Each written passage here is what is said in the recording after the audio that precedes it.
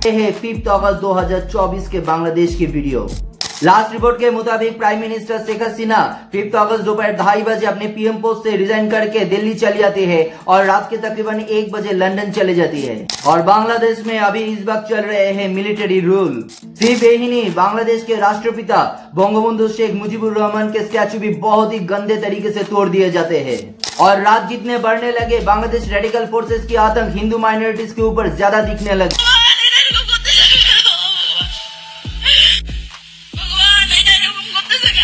सिर्फ यही नहीं, बांग्लादेश के एक्सट्रीमिस्ट ग्रुप ने आवामी लीग के एक नेता को जिंदा जला देते हैं। लेकिन आखिर एक रिजर्वेशन को लेकर शुरू है प्रोटेस्ट क्यों ऐसा रूप लिए कि एक देश के प्रधानमंत्री को अपने पोस्ट से रिजाइन करके देश छोड़कर भागनी पड़ी?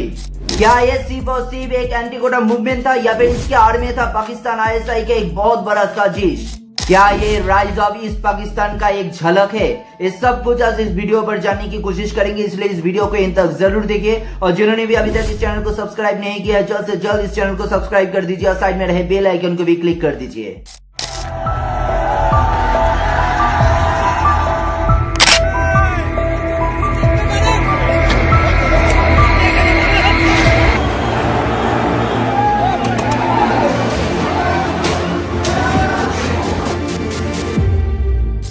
जून 2024 ढाका हाईकोर्ट ने जब बांग्लादेश सरकार की पुरानी रिजर्वेशन ऑर्डर जहां पर 30% फ्रीडम फाइटर्स डिसेंडेंट्स को रिजर्वेशन देने की बात की गई, इनफैक्ट भारी प्रोटेस्ट के चलते जिसको इवेंचुअली 2018 में ही यही शेख हसीना सरकार ने कैंसिल भी कर दी थी, उसको ही जब फिर से इंपोज करने की ऑर्डर देती है ढाका की सड़कों में, तब शुरू है एक भारी प्रोटेस्ट। जुलाई से चल रहे इस प्रोटेस्ट को दबाने के लिए हसीना गवर्नमेंट को आर्मी भी डिप्लॉय करनी पड़ी, गोली भी चली। इसके बाद 21 जुलाई सुप्रीम कोर्ट के इंटरवेंशन और रिजर्वेशन स्लैब 30% से घटाकर 5% लाने के बाद सबने सोचा कि हालात अब बेहतर होंगे। इनफैक्ट हो भी रहा था। इनफैक्ट बांग्लादेश अपने नॉर्मल जिंदगी में लौट भी रहा था कि 3 अगस्त से ये आंदोलन एक नया रुख ले लेती है। लेकिन तब भी कोई नहीं सोचा था कि हालात इतना बिगड़ जाएंगे कि प्रोटेस्टर्स पीएम रेसिडेंस के अंदर घुस जाएंगे, होम मिनिस्टर के घर में अटैक करेंगे, आवामी लीग के मेन ऑफिस में आग लगा देंगे। और सबसे बड़ी जो बात है, शेख मुजीबुर रहमान जो कि सिर्फ एक नाम नहीं है बल्कि बांग्लादेश के लोगों के लिए एक इमोशन है, वही फादर ऑफ नेशन के स्टैचू में आंदोलन करे अटैक करेंगे और उसे बुरी तरीके से तोड़ देंगे।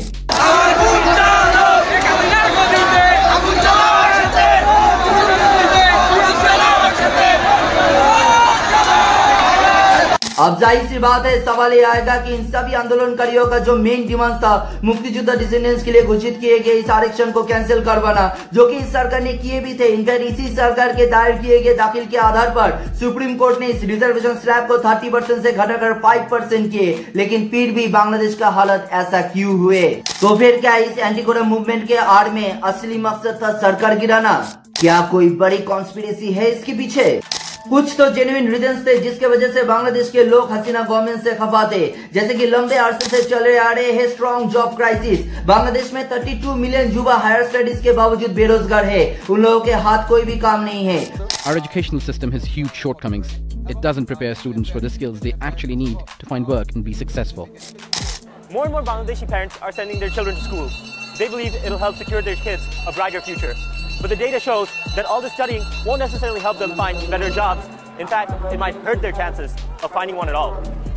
ऊपर से बांग्लादेश की टेक्सटाइल इंडस्ट्री जो कि एक बूमिंग इंडस्ट्री बन रहे थे, वो भी बंद होने के कगार में है, जिसके इफेक्ट बांग्लादेश के नेशनल इकोनॉमी पर भी पड़े और इसके चलते महंगाई भी आसमान छू रहे हैं। The IMF said that Bangladesh, the local currency, taka, foreign reserves and economic growth are at a risk due to inflation and the global economic slowdown. एक तो आप नौकरी नहीं दे पा रहे हैं, ऊपर से जो भी कुछ चुनिंदा नौकरी है वहां पर भी आप इतने बड़े बड़े आरक्षण आरोप कर रहे हैं और इसके चलते लोगों के मन में बहुत सालों से जमे हुए एक आग एक स्पॉन्टेनियस मूवमेंट का रूप लेते हैं। लेकिन रुकिए, पिक्चर अभी भी बाकी है। सुप्रीम कोर्ट के इंटरवेंशन के बावजूद आंदोलनकारियों का बस एक ही डिमांड था, शेख हसीना सरकार की goodbye. Yes, I want to step down Sheikh Hasina. और इसके चलते शेख हसीना रिमार्क करती है कि जो लोग आंदोलन के नाम पर तोड़फोड़ कर रहे हैं ये कोई स्टूडेंट्स नहीं है बल्कि क्रिमिनल्स है और इन लोगों को सख्ती से कंट्रोल करना जरूरी है। In fact Nobel laureate Mohammad Yunus Indian Express में दिए एक इंटरव्यू में कहते हैं कि ये एंटी कोटा मूवमेंट ऐसा नहीं है कि आज नहीं है, लेकिन शेख हसीना के रवैया इस पूरी आंदोलन में काफी इंसल्टिंग थी। और शेख हसीना के ये क्रिमिनल वाले बयान इस प्रोटेस्ट को फिर से काफी वायलेंट बना देते हैं। सिक्योरिटी फोर्सेस के साथ क्लैश के चलते सिर्फ संडे यानी कि 4 अगस्त को ही नियरली 100 लोगों की मौत होती है और अभी तक टोटल 300 से करीब लोगों के मारे जाने की खबर है। यहाँ पर शेख हसीना ने एक कॉन्स्पिरेसी की भी बात की और इसके पीछे ऑर्गेनाइजेशंस लाइक जमात इस्लामी और बांग्लादेश नेशनल पार्टी यानी कि BNP को जिम्मेदार ठहराई है। और इस अनरेस्ट सिचुएशन में जिस देश को सबसे ज्यादा फायदा हुए है वो है पाकिस्तान। इनफैक्ट CNN न्यूज 18 के एक रिपोर्ट के मुताबिक पाकिस्तान की इंटेलिजेंस एजेंसी ISI का टारगेट ही था शेख हसीना सरकार को गिराकर एक एंटी इंडिया गवर्नमेंट फॉर्म करना और इसके लिए Pakistani sleeper cells students protest में लंबे अरसे से काम कर रहे थे। इनफैक्ट छात्र शिविर और जमात की मदद से ISI बांग्लादेश में ये अनरेस्ट सिचुएशन बनाने में भी कामयाब हुए।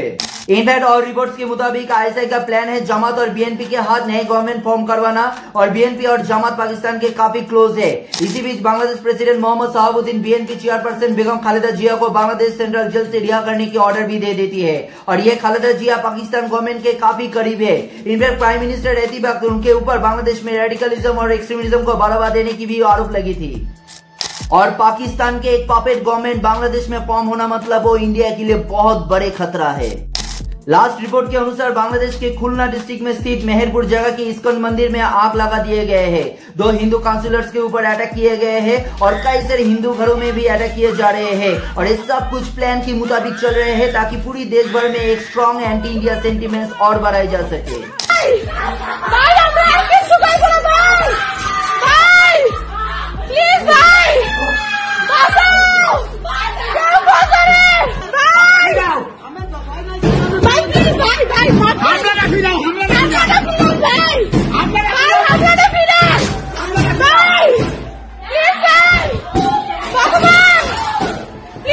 टाइम जितने बढ़ रहे हैं बांग्लादेश की हालत बदतर से बदतर हो रहे हैं और ये भारत के लिए काफी चिंता की विषय है।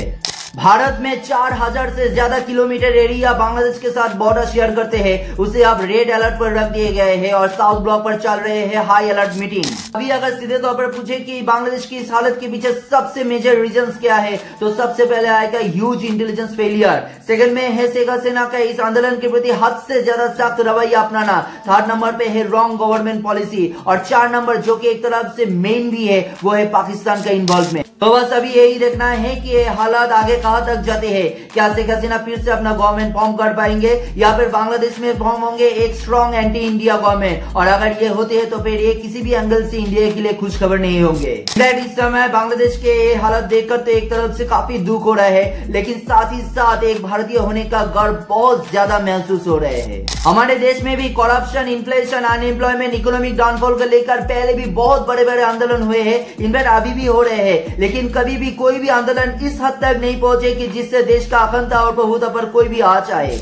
हम इंडियंस के लिए नेशनल इंटरेस्ट मेन और ओनली प्रायोरिटी होते हैं क्योंकि अभी तो ये पूरी तरह से क्लियर हो चुका है कि बांग्लादेश में इस वक्त जो भी कुछ हो रहा है उससे एटलीस्ट कोटा मूवमेंट का कोई भी रिलेशन नहीं है। इन्हें बस यही कहना है कि इस हाई टाइम के सभी इंटरनेशनल पावर्स को इस क्राइसिस मोमेंट में अपना रोल प्ले करना चाहिए और इस देश को बचाना चाहिए। बांग्लादेश की इस घटती हालत को लेकर ये वीडियो अगर आप लोगों को इंफॉर्मेटिव लगे तो फिर इस वीडियो को एक लाइक जरूर दीजिए, इसको जितना हो सके शेयर कर दीजिए और हाँ चैनल में नए हैं तो फिर चैनल को जरूर सब्सक्राइब कर दीजिए। मिलते हैं और एक नए टॉपिक के साथ, तब तक के लिए bye bye, take care and जय Hind and pray for Bangladesh.